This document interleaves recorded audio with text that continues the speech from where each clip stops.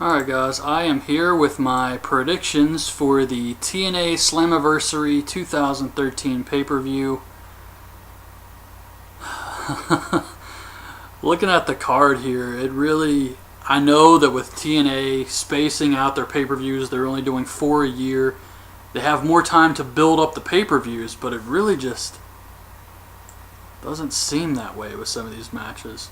I guess the build's a little bit better, but there's still nothing really great for Slammiversary. And I guess before I forget about it, TNA is going to announce the next inductee into the TNA Hall of Fame. So far it's only Sting. The only person I can think of would be Kurt Angle or Jeff Jarrett.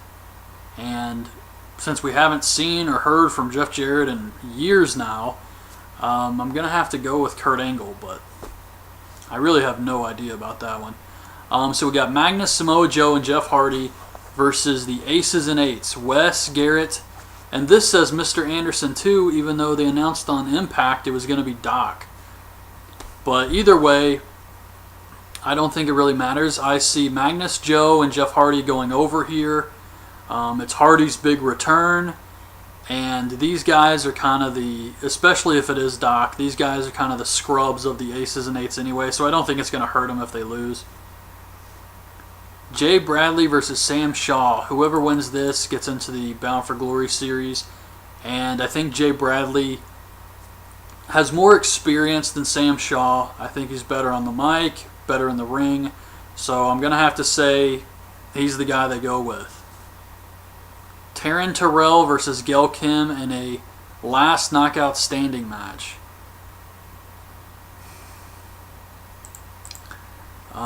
Oh man, that one's going to be tough. Not tough to pick a winner, just tough to watch.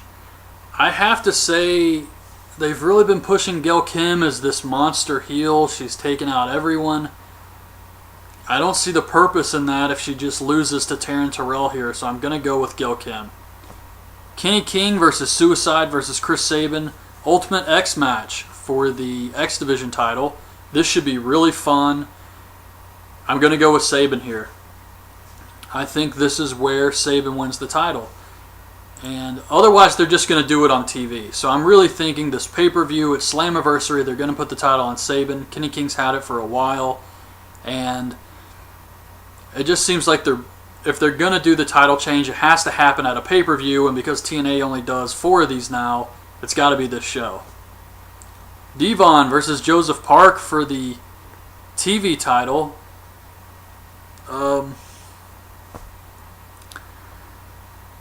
I didn't really think much about this one, I guess. Putting the TV title on Park would hurt the Aces and Eights right now, I think. So I'm going to have to go with Devon. I feel like there's going to be some type of abyss like they did on Impact this week where his music hits, Devon gets distracted. I could see something like that happening, but I think with Bully as the champion, the Aces and Eights are already going to lose a match, the Jeff Hardy match. It's got to be Devon going over here. You can't have him job out to Joseph Park. Chavo and Hernandez versus Gunner and Storm versus Daniels and Kazarian versus Aries and Rude for the tag titles. They haven't really been building Gunner up as a monster. It was really just Impact this week and last week. So you can tell they have plans for Gunner. They want to use him. They want him to be this big monster. I don't know what the hell's going on with Matt Morgan where he ran off to, but the only problem with putting the tag titles on Gunner and Storm is I think Storm is still injured. I don't know if he's 100%. Otherwise, if Storm was 100%, I would say these guys win the tag titles. They go on to feud with, I guess, Aries and Rude, maybe freshen up the tag division a little bit, adding a new team. But because he is injured, I just don't see them winning the tag titles right now. So I'm going to go with Chavo and Hernandez retaining.